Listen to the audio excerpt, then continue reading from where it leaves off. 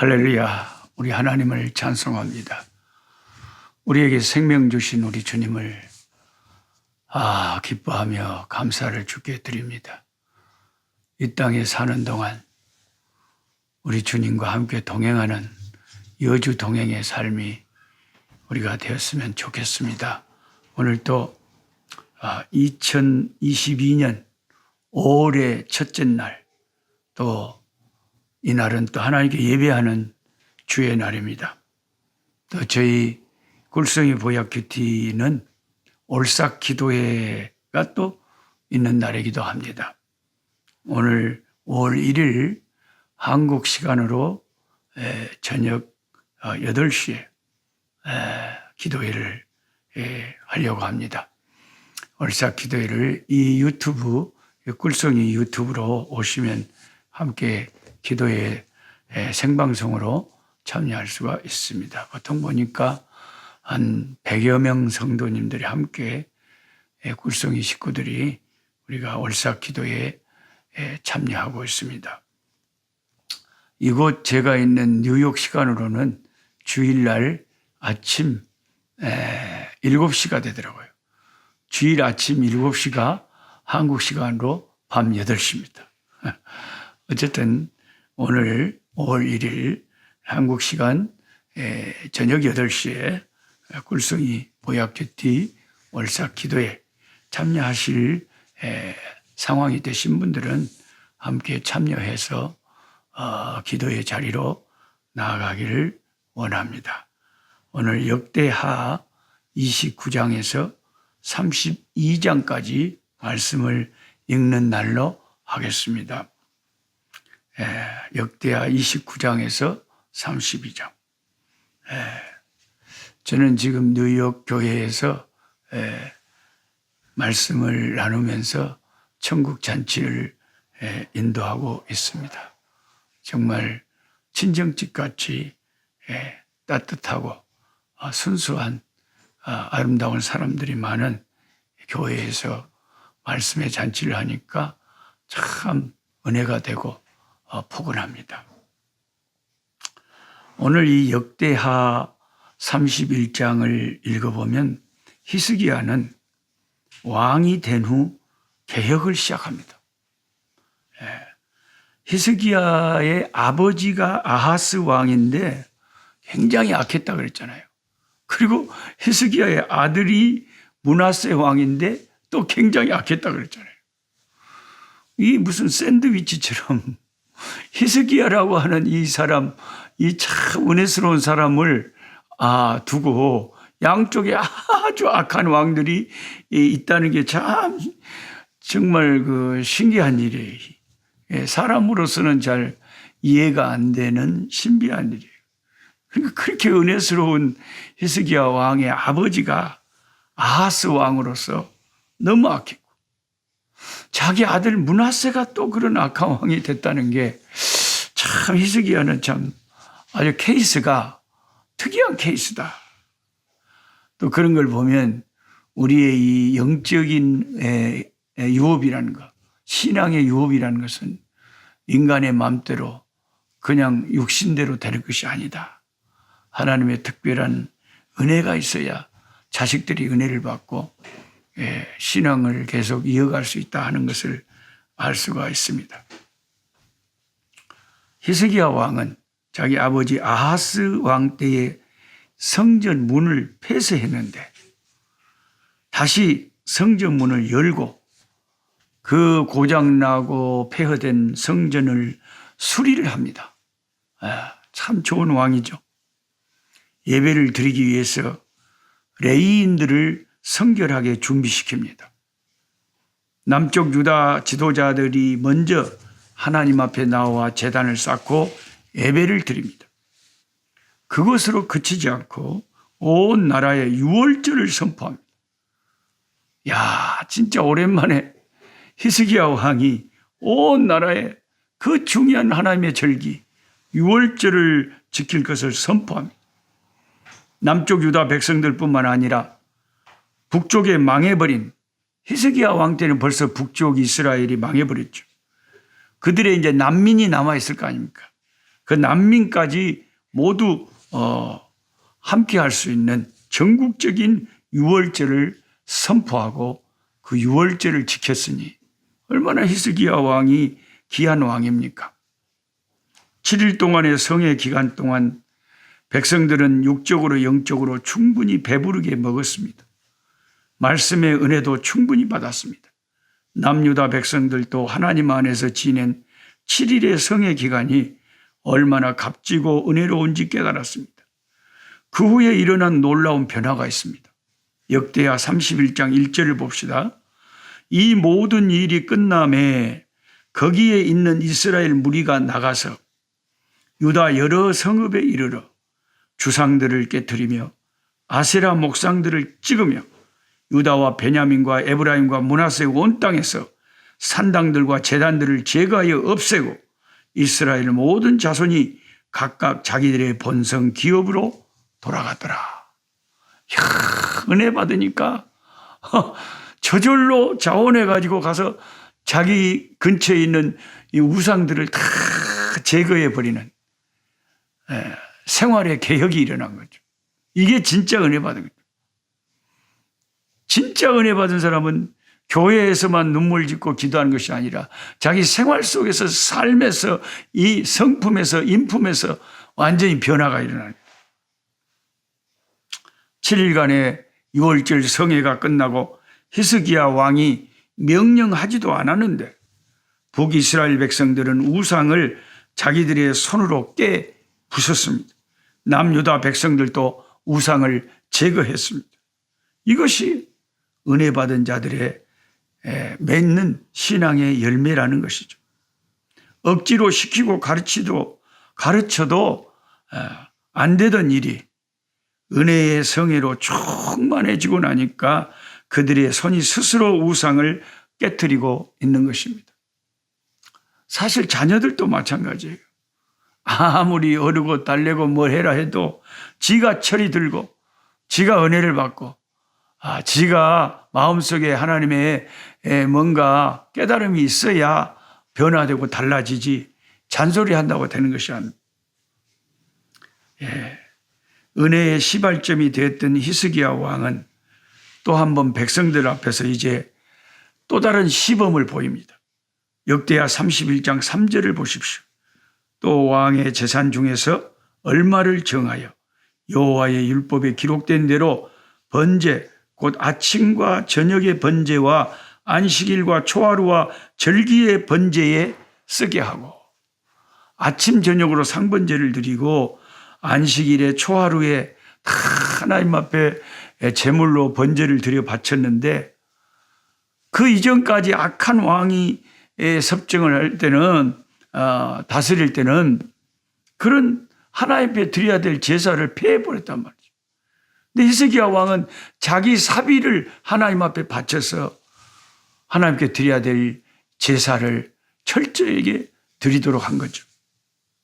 왕이 먼저 모범을 보여 자신의 재산 중에 얼마를 하나님의 전에서 제사 드리는데 사용하도록 한 것입니다. 왕이 보인 실천으로 모범을 보인 거죠, 지도자가. 그리고 이제 히스기야 왕은 백성들에게 요구를 합니다. 먼저 시범을 보이고 먼저 본을 보이고 지도자가. 역대하 31장 4절입니다. 또 예루살렘에 사는 백성을 명령하여 제사장들과 레위 사람들 몫에 음식을 주어 그들에게 여호와의 율법을 힘쓰게 하라 하니라. 쉽게 말하면 11조를 다 내라는 말입니다. 그 자기 붙인 악한 왕 아하스 시대에는 백성들이 하나님을 제대로 안 섬기니까 11조를 낼 리가 없었죠. 헌금을 안 했거든요. 11조는 성전 관리와 레위인과 제사장들이 생활하는 데 사용됐습니다. 그러나 백성들이 11조를 정직하게 내지 않아서 제사장들의 생활이 고통을 받고 그들이 온전히 하나님의 전에서 율법을 전수하는 일과 제사를 드리는 일에 온전히 전심을 하지 못했습니다.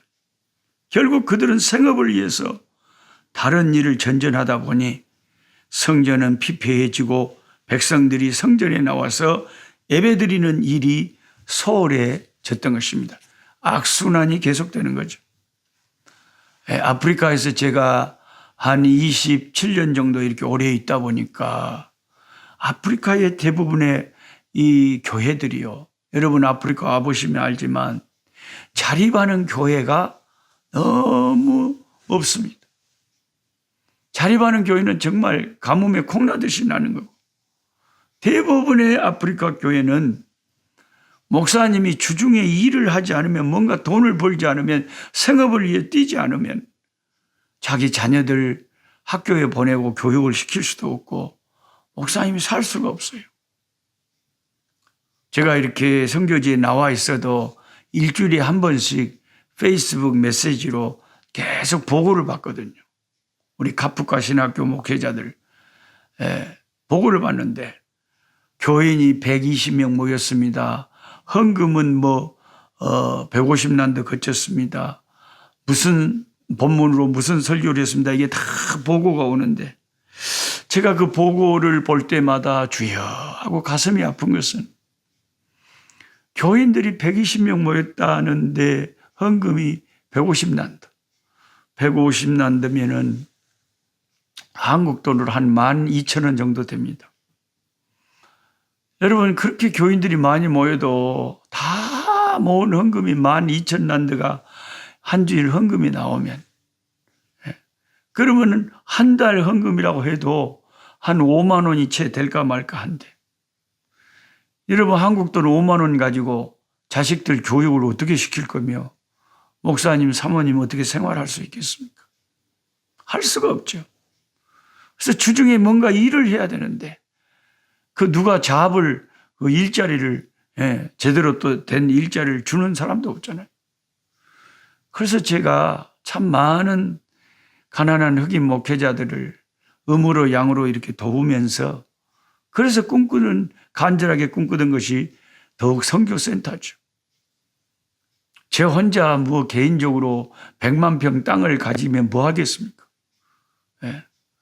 저를 위해서가 아니라 우리 가난한 믿음의 흑인 목회자들, 신학생들을 위해서 좀 같이 닭이라도 키우고 채소라도 가꾸고 짐승이라도 좀 키우면서 뭔가 수고롭게 땀 흘려서 오후에는 일하고 오전과 저녁에는 또 말씀 공부하고 훈련받고 그래서 그들의 학비도 벌고 그들의 차비도 벌고 한가 같이 일하면서 가나안 농군학교처럼 그렇게 하는 터전으로 그런 선교센터가 사용이 될 것입니다. 역대하 31장 7절에서 9절 말씀을 봅시다. 왕의 명령이 내리자 곧 이스라엘 자손이 곡식과 포도주와 기름과 꿀과 밭의 모든 소산의 첫 열매들을 풍성히 드렸고 또 모든 것에 11조를 많이 가져왔으며 유다 여러 성읍에 사는 이스라엘과 유다 자손들도 소와 양의 11조를 가져왔고 또 그들의 하나님 여호와께 구별하여 드릴 성물의 11조를 가져왔으며 그것을 쌓아 여러 더미를 이루었는데 셋째 달에 그 더미들을 쌓기 시작하여 일곱째 달에 마친지라. 너무나 풍성한 11조와 연보들이 하나님의 제단에 쌓이기 시작한 참 은혜스러운 내용을 우리가 보게 됩니다. 셋째 달에 시작해서 일곱째 달에 마쳤습니다. 장장 5개월 동안 온 나라가 11조를 드린다고 야단 법석이었다는 말이죠. 왕의 말이 떨어지자마자 은혜를 받은 자들이 지금까지 헌금하지 못했던 것을 회개하면서 하나님의 전에 드려야 될 곡식을 가져와서 드렸습니다. 이것이 하나님 나라의 원리입니다.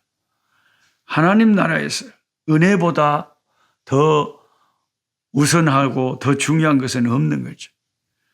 교회 공동체는 무엇보다 은혜를 받아야 되고 은혜가 충만한 교회가 되어야 됩니다. 은혜의 시발점이 되는 하나님이 세우신 목회자와 중직자들부터 먼저 은혜 받고 모범을 보이고 헌신하면 그 다음에는 일반 성도들에게 그것이 흘러가게 됩니다. 은혜가 밑에서부터 위로 올라오는 법은 없습니다. 히스기야 왕으로부터 시작된 개혁의 흐름이 온 나라에 흘러간 놀라운 역사를 오늘 본문의 성경이 증언하고 있습니다. 올바른 지도자 한 사람이 이토록 중요합니다.